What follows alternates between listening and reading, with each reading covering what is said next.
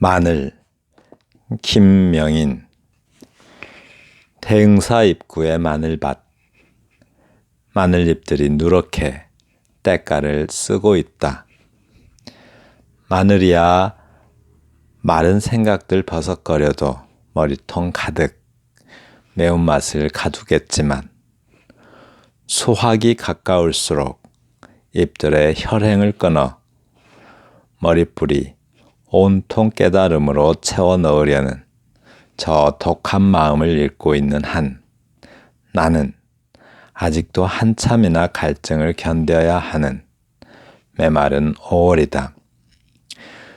누가 내 몸을 캐서 불알 두 쪽 갈라본들 거기 통 속의 향기 드러나겠는가. 두 번째 시입니다. 멸치, 전연옥. 한종지의 외간장에 몸을 담그고 목마른 침묵 속에 고단한 내 영혼들이 청빈하게 익어갈 때면 그 어느 것도 가늠할 수 없는 두려움에 쓰라린 무릎을 끌어안고 여기는 애미애비도 없는 서럽고 슬픈 나라더냐. 들풀 같은 내 새끼들 서툰 투망질에도 코를 꿰는 시간인데 독처럼 감미로운 양념 냄비 속에 앉아 나는 또 무엇을 잊어버려야 하며 얼마만큼의 진실을 태워야 하는지. 네, 오늘 또 영상을 시작합니다.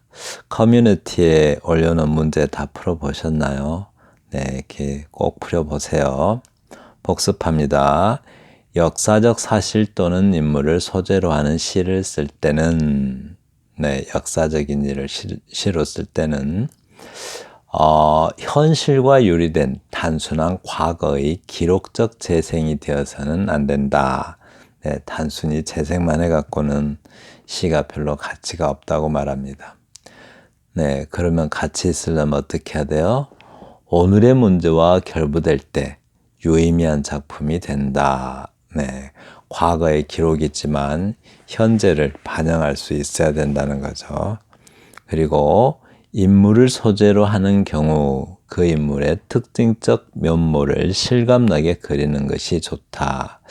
인물의 특징, 꼭 인물이 아니어도 사물도 마찬가지죠. 그 특징을 잡아내서 우리 삶과 연결시켜야 유의미한 작품이 되겠죠. 아울러 그 인물이 주제의식에 영향을 미치도록 설정하여야 한다. 주제의식 아주 중요한 말입니다. 주제의식에 영향을 미쳐야 된다라고 해요. 3강 이 목차가 이렇게 있고요. 시적 대상과 표현, 시적 대상, 시적 표현, 대상 접근 방법과 표현의 효율성, 한 편의 시가 창작되는 과정. 자꾸 이 목차를 자꾸 익혀놓으세요. 그러면 뭔가 기준이 생깁니다. 그리고 시적 대상, 자연 등을 소재로 한 생태학적 상상력의 시, 일상적 이야기를 소재로 한 시, 역사적 사실 또는 역사적 인물을 소재로 한 시, 그리고 사물과 동물 등 특정 물상을 소재로 한 시, 추상적 관념을 대상으로 한 시, 이렇게 있습니다. 이번에 다룰 건데요. 사물과 동물 등 특정 물상을 소재로 한 시라고 했는데요. 물상, 묽은 물자에다가 코끼리 상자 씁니다. 코끼리 상 그러면 그 자체의 모양을 나타낼 때 코끼리 상자를 쓰고요. 또 모양 상자 중에 그 코끼리 상 앞에 사람 인자가 있는 게 있어요. 그거는 근원적인 물건이 어떤 모습이 아닌 경우, 어떤 조금 쉽게 말하면 완전 좀 약간 그림자적 또는 뭐 좀 비슷한 것, 그 모양, 어떤 것과 비슷한 모양을 갖출 때는 사람 인자가 들어간 걸 쓰죠. 자, 시의 기본기를 익히는 가장 좋은 방법이라고 했는데 저는 이거 아주 마음에 들어요. 시의 기본기를 익히는 가장 좋은 방법의 초보 시인들한테 가장 좋은 방법인 것 같아요. 이게 그림의 기본기를 소묘를 많이 해서 익히듯. 네, 소묘가 뭐죠? 소묘는 불어로는 데생이라고 하고 또 영어로는 드로잉이라고 하고 한국어로는 민그림 또는 소묘라고 합니다. 네, 이제 스케치는 조금 개념이 다르긴 하죠. 이런 것들을 그러니까 데생, 드로잉, 스케치, 민그림 이런 것들을 소묘라고 해요. 이 소묘를 많이 해서 기본기를 익히듯이 네, 그림은 소묘를 많이 해서 기본기를 익히듯이 시 또한 사물이나 동물 같은 물상의 생김새나 특성을 여기요. 코끼리 상자 쓰고 있죠. 그 자체의 형상일 때는 이 코끼리 상자를 써요.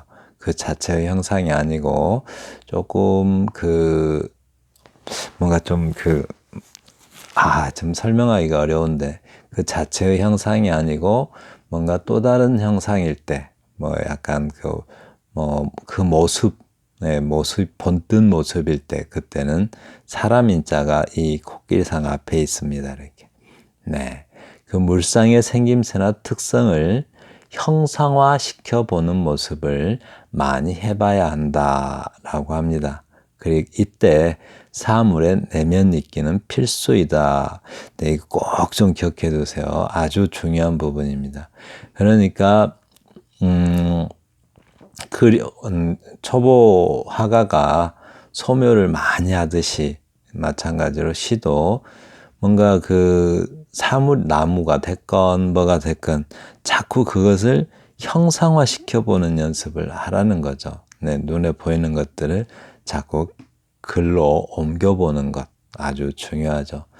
예를 들어서 감이 있다 그러면 감도 막 글로 써보고 그리고 그 감이 가지고 있는 내면 읽기. 하린 시인께서는 이거를 내시경적 관찰이라고 해요. 그 사물이 가지고 있는 내면적 특성을 읽어서 우리의 삶과 연결시켜서 시를 쓰라는 겁니다. 네. 그리고 마늘입니다. 근데 이제 마늘은 다 같은 마늘이 아닌데 이 마늘은 또 특별한 마늘이 있어요. 이렇게 마늘이라고 다 같은 마늘이 아니라 그 마늘이 가지고 있는 특성도 있지만 이 시적 상황, 이 시적 정황 안에서 가지고 있는 마늘의 특성도 있겠죠. 한번 볼까요? 대흥사 입구의 마늘밭. 여기서 벌써 마늘이 다르다는 것을 평범한 마늘이 아니죠. 왜요? 대흥사라는 절에 있는 마늘이에요. 네, 그렇죠. 그러니까 강아지들도 일반인 집에 사는 강아지와 꼭 절에서 사는 강아지들은 참 특이한 모습들을 보이죠. 무슨 고기를 안 먹는다든가 그런 개들이 실제로 있더라고요. 그리고 뭐 개가 막 부처님 앞에서 108배를 한다든가 막 그런 일들이 있어요. 그러니까 대흥사 입구에 마늘밭이니까 뭔가 불심이 있는 그런 마늘일 수도 있겠죠. 미리 생각을 해볼 수가 있어요. 나오자마자. 그죠? 대흥사 입구에 마늘밭이래잖아요. 그러니까 마늘은 마늘인데 다 같은 마늘이 아니라 뭔가 불심, 네. 좀 수도를 하는, 도를 닦는, 아니면 수행을 하는 그런 마늘 정도로 우리는 그냥 생각해 볼 수가 있죠. 아니다 하더라도. 그러니까 이제 뭔가 바로 그런 점들에 관심을 기울이고 그 다음을 읽어가야 돼요. 자, 마늘잎들이 누렇게 때깔을 쓰고 있다. 때깔, 빛깔이죠. 빛깔을 그러니까 마늘이 이제 거둘 때가 된 거예요. 수확이. 그래서 마늘이 아주 수행을 다 한 다음에 사람이 수도승들이 수행을 많이 하고 나서 어떤 빛깔을 갖듯이 마늘이 지금 누렇게 이렇게 이렇게 마늘 수확철이 될 때까지 수행을 해서 마늘의 어떤 그 본질을 갖게 되는 거죠. 그 때가를 쓰고 있다고 해요. 네. 마늘이야 마른 생각들 버석거려도 머리통 가득 매운맛을 가득 채우겠지만, 네, 마늘은 매워야 마늘이죠. 맵지 않으면 마늘이 아니겠죠. 그러니까 마늘이 이제 그 마늘다워지는 거죠. 이렇게. 근데 이제 마늘이야 마른 생각들 버석거려도 머리통 가득 매운맛을 가두겠지만, 수확이 가까울수록 혈행을 끊어 머리뿌리 온통 깨달음으로 채워 넣으려는 저 독한 마음을 읽고 있는 한, 네, 깨달음, 마늘이 깨달음의 단계에 이르렀대요. 근데 보면은, 뭐랄까요.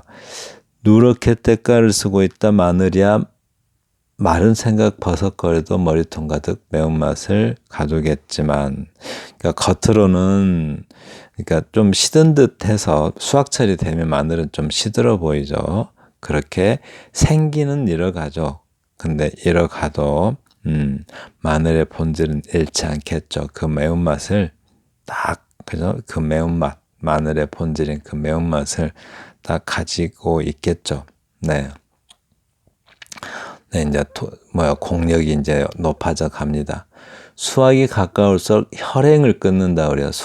수확철이 되면 이제 그 나뭇잎 같은 경우는 겨울이 가을철이 되면은 떨켜라고 있어요. 그 수도꼭지 역할을 하는 떨켜가 있는데 그 떨켜를 팍 잠가버려요. 그러니까 그 떨켜가 수도꼭지 역할을 하는데 열려 있으면 수분이 계속 공급되니까 녹색을 유지하지만 그 떨켜를 확 잠가버리면, 겨울을 대비해서 잠가버리면, 네, 단풍이 들어요. 수분이 더 이상 공급되지 않으니까 단풍이 들어서 나중에는 시들게 되죠. 그래서 그 떨켜를 확 잠그는 모습, 그러니까 물관 같은 게 있겠죠. 뭐 영양관, 나무에는 그 관이 있는데 그 관을 싹 잠가버리듯이 마늘도 수확철이 되면은 그 관을 잠궈서 잠가버려요. 그런데 그렇게 되면 마늘은 뿌리가 중요하죠. 머리통, 뿌리 모양 머리통을 머리뿌리에 온통 깨달음으로 채워 넣으려는 저 독한 마음을 읽고 있는 한, 나는 아직도 한참이나 갈증을 견뎌하는 내 말은 5월이다. 1년을 두고 보면 5월이면 아직 그 수도가 또는 수행이 절반도 오지 못했어요. 앞으로도 한참 수행을 더 해야 가을이 되겠죠. 누가 내 몸을 캐서 불알 두 쪽을 갈라본들 거기 통 속에 향기 드러나겠는가. 마늘통 하듯이 통이면 이렇게 띄어쓰겠죠. 그게 아니고 이렇게 붙였었잖아요. 그럼 통 속이죠. 속세. 그 속세의 향기가 드러나겠는가라고 하는데, 그렇지 않겠다라는 뜻이죠. 내가 새 속에서 어떤 새 속에서 얻은 깨달음이 없듯이 맛과 향기를 넣는 데는 아직도 많은 시간이 필요하다라고 합니다. 그러니까 나만의 맛, 또 인간의 맛, 인간의 향기, 어떻게 보면 그냥 깨달음이라고 할까요? 그런 것들이 생기는 데는 앞으로도 시간이 많이 걸리겠다라고 합니다. 네, 그렇습니다. 이렇게 사물의 특징을 잘 잡아내야 돼요. 이렇게 물상의 생김새나 마늘은 뿌리줄기가 중요하잖아요. 뿌리가. 그리고 특성, 그 마늘의 매운맛의 특성을 잘 잡아서 형상화시키고, 그죠? 그 사물의 내면 느끼는 필수적이다라고 합니다. 그래서 그 마늘도 읽는 사람에 따라서 수행을 좀 절이니까 수행의 관점에서 볼 수도 있다는 거죠. 이렇게. 네. 멸치, 전연옥. 한종지의 외관장에 몸을 담그고 목마른 침묵 속에 고단한 내 영혼들이 청빈하게 익어갈 때면이라고 합니다. 네. 멸치를 딱 보면은 특성들이 뭐가 있을까? 막 꼬불꼬불하고 이렇게, 꼬불꼬불하고 가녀리고 또 아주 작은 존재이고 또 뭐 이렇게 쉽게 뭔가에 먹잇감이 되는 약한 존재이기도 하고 그래요. 그런데 이제 그런 특성들을 딱 보고 또 떼지어 다니는 특성이 있죠. 멸치는. 네, 한 종류의 외관장에 몸을 담그고 네, 멸치가 양념돼 버렸어요. 목마른 침묵 속에 고단한 내 영혼들이 청빈하게 익어갈 때면 그 어느 것도 가늠할 수 없는 두려움에 쓰라린 무릎을 끌어안고 여기는 애미애비도 없는 서럽고 슬픈 나라더냐라고 질문합니다. 좀 어느 것도 가늠할 수 없는 두려움에 쓰라린 무릎을 꿇고 끌어안고라고 했는데 좀 멸치의 특성을 이렇게 모양과 성질과 그런 모양과 성질의 특성들을 표현하고 있죠. 네. 여기는 애미애비도 없는 서럽고 슬픈 나라더냐. 들풀 같은 내 새끼들. 멸치 자체도, 여기, 그러니까, 이렇게 말하는 건 뭐예요? 이렇게, 여기는 애미애비도 없는 서럽고 슬픈 저녁 나라더냐. 인간 세계를 좀 질타하고 있죠, 멸치가. 네. 들풀 같은 내 새끼들, 멸치도 들풀처럼 아주 약한 존재인데 내 새끼들이에요. 서툰 투망질에도 코를 꿰는 시간인데, 네, 멸치가 많이 잡히는 그런 시간인가 봐요. 그런 어떤 자기 약한 새끼들에 대한 염려를 표현하고 있어요. 독처럼 감미로운 양념 냄비 속에 앉아 나는 또 무엇을 잊어버려야 하며 얼마만큼의 진실을 태워야 하는지라고 합니다. 독처럼 감미로운 양념 냄비 속이래요. 그러니까 서정자도 그러니까 이 세계는 그죠? 독처럼 감미로운 양념 냄비 속에 앉아 이걸 인간 세계라고 한번 생각해 보세요. 독처럼 감미롭죠. 독은 감미로운 것은 사람에게 독이 되죠. 독이 되는데 뭐라 그럴까요? 어떤 그 서정자에게 즉 화자에게는 쾌락과 향락과 욕망, 네, 그 양념 냄비를 생각해 보면 온갖 감미료들이 들어 있잖아요. 뭐 사람의 삶의 관점에서 보면 온갖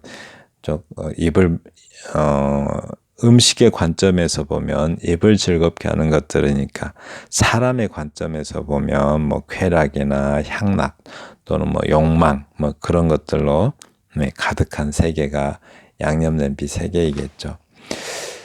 나는 또 무엇을 잊어버려야 하며 얼마만큼의 진실을 태워야 하는가? 무엇을 잊어버려야 하는가? 우리는 욕망 속에서 무엇을 해요? 집착을 하게 되죠. 네, 집착을 하게 되는데 집착을 하니까 잊지 못해요. 잊지 못하니까 내려놓지 못합니다. 그 절 같은 데서 많이 하는 말 중에 방하착, 착득거 뭐 이런 말을 좀 하는 것 같아요. 방하착 그러면은 놓을 방자에 아래 하차 그리고 착은 붙을 착자인데 그냥 그 약간 어떤 뜻을 이렇게 알리는 해석은 안 되는 말인가 봐요. 그래서 뭐 내려놓으라 뭐 이런 말인데 그 집착을 내려놓아야 하는데 얼마나 또 내려놓아야 하겠는가라고 묻고 있습니다. 네. 얼마만큼의 진실을 태워야 하는지 좀 서리법적 표현이죠. 얼마만큼의 또 진실을 태워야 하는가. 진실을 태운다라는 걸로 봐서 좀 뭐랄까요 정진한다라고 생각하시면 되겠어요. 또 얼마만큼 정진 수도를 해야겠는가라고 말하고 있습니다. 네, 그렇습니다. 이렇게 이제 그 사물을 자꾸 뭐 이렇게까지 뭐 막 잘 쓰고 하지 않아도 돼요. 그냥 괜히 표현을 해봐요. 이렇게 뭐라 그럴까요? 한번 방을 이렇게 방에 있는 사물들을 한 번씩 써본다든가 또는 식탁 테이블에 있는 어떤 사물들을 말로 표현해 본다든가 거기에 그런 것들을 할 때는 항상 그 내면 읽기, 네, 사물의 내면 읽기가 필수적이라고 해요. 이렇게 예를 들어서 테이블을 딱 그리는데 그 테이블 위에는 여러 뭐 그릇도 놓을 수 있고 그렇죠. 그럴 때 이제 또 내면 읽기에 들어가서 우리의 삶과 연결시키는 표현들을 쓰는 게 좋겠습니다. 네, 추상적 관념을 대상으로 한 시까지 마무리하겠습니다. 짧아요. 네, 낭송은 안 했는데 보겠습니다. 추상적이란 말이 무슨 말이에요? 추상적, 네. 뭐 관념도 추상적인 거고, 그렇죠. 추상적이라고 하면은, 구체적이지 않은 게 이제 추상적인 거죠. 구체적이면 개별적이면 어때요? 개별적 특성이 있죠. 그런데 그런 특성들을 다 뽑아내버리면은 보편적이고 추상적인 것이 되죠. 그러니까 어떤 그 특수성을 다 제거한 상태. 네, 그게 이제 추상적인 거예요. 자, 한마디로 그렇게 되면 구체적인 게 없죠. 추상적 관념을 대상으로 한 시. 관념이 뭐죠? 관념.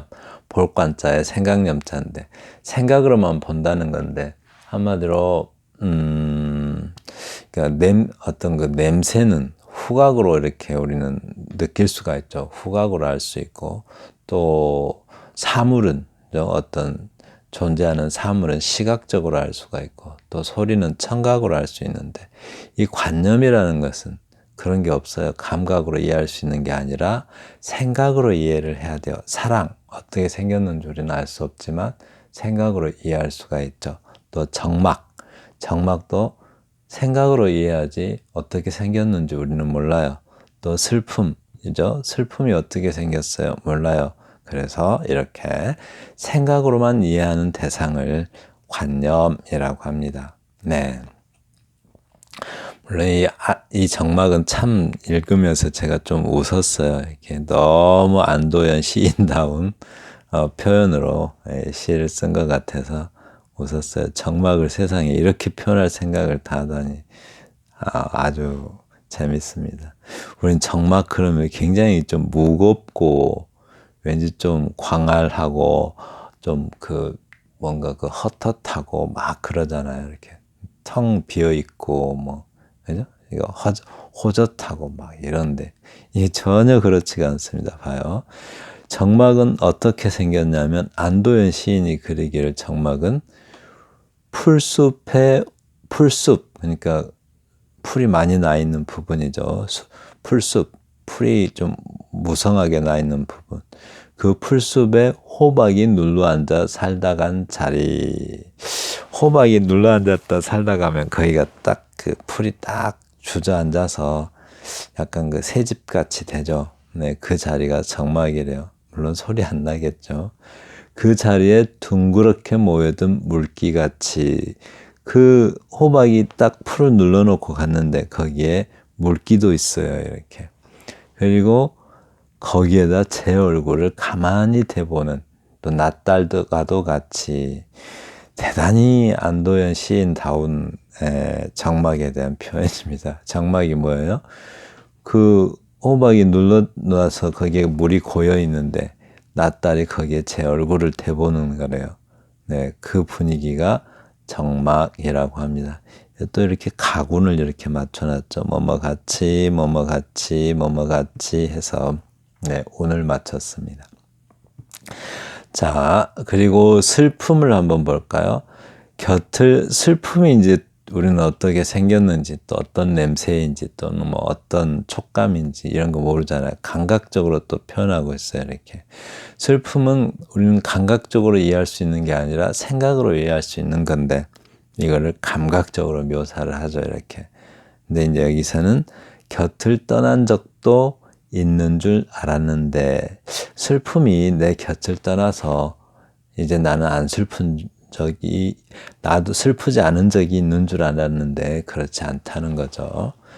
몸을 이렇게 곁을 떠난 적도 있는 줄 알았는데 몸을 바꾸고 얼굴을 바꿨을 뿐 너는 섬을 감싸고 도는 파도처럼 파도는 늘 섬을 감싸고 돌면서 파도는 섬을 때리죠. 낯을 때렸고 나는 늘 젖어 있었다. 그죠? 슬픔은 늘 내 주변에 있으면서 늘 그러니까 파도가 섬 주변에 늘 있으면서 섬을 이렇게 철썩철썩 때리듯이 슬픔이라는 것은 내 주변에 늘 있으면서 나를 울게 한 거죠. 나를 아프게 하고, 네. 그 모습을 이렇게 시각적이고, 파도도 시각적이고, 때렸대요. 이렇게 때렸어요. 이렇게 또 촉각적이고, 늘 나는 젖어 있었다. 이렇게 촉각적이고. 이렇게 이제 감각적으로 표현하고 있어요. 네. 그래도 슬픔은 폐허처럼 평화롭다. 네, 슬픔이 슬프다는 것. 시인이나 소설가들에게 한강 참 그 기적 같은 우리 위대한 소설가 한강. 저는 그 한강이 한번 말한 것 같은데요. 언급한 것 같은데요. 그 소년이 온다를 쓴 걸 보고 이 작가가 노벨상도 받을 수 있겠구나 싶었어요. 굉장히 특이하게 써가지고 새로웠어요. 그 소설이. 추상적 관념은 일상 속에서 매우 친숙하기 때문에 우리는 슬픔이니 사랑이니 이런 말 많이 하죠. 기쁨이니 이렇게. 그래서 추상적 관념은 우리 일상 속에서 매우 친숙하기 때문에 쓰지 않으려고 노력하지 않으면 남발하게 된다. 그러니까 추상적 관념 이렇게 슬프다, 기쁘다, 화난다 이런 말들을 너무 익숙해 있기 때문에 우리가 일부러 안 쓰려고 노력을 해야 돼요. 이것도 슬픔이 어쩌다 저쩌다가 아니라 전부 다 추상적 관념을 쓴 게 아니라 전부 다 구체적인 언어로 이렇게 쓰고 있죠. 감각적인 언어. 시각이죠. 이렇게 감싸고 돈다. 이것도 시각적 표현이고 이렇게 시각적으로 표현해야 돼요. 추상적 관념은. 그러니까 쓰지 않으려고 노력해야 돼요. 자꾸 그냥 아프다, 슬프다, 눈물은 그래도 좀 감각적인가요? 이렇게 쓸 게 아니라 쓰지 않으려고 노력하지 않으면 남발하게 된대요. 따라서 추상적 관념을 소재로 한 시를 쓸 때는 그 핵심을 짚어내서 감각적으로 그려내야 된다. 네, 이게 아주 그렇게 잘 돼 있죠. 이 두 시는. 네, 이게 정막이 어떻게 생겼는지 몰랐는데 안도현 시인이 생각하는 정막은 이렇게 생겼어요. 이렇게. 네. 근데 이상옥 시인이 생각하는 슬픔은 마치 섬을 감싸고 늘 곁에서 떠나지 않고 아프게 하는 그런 파도와 같다라고 했어요.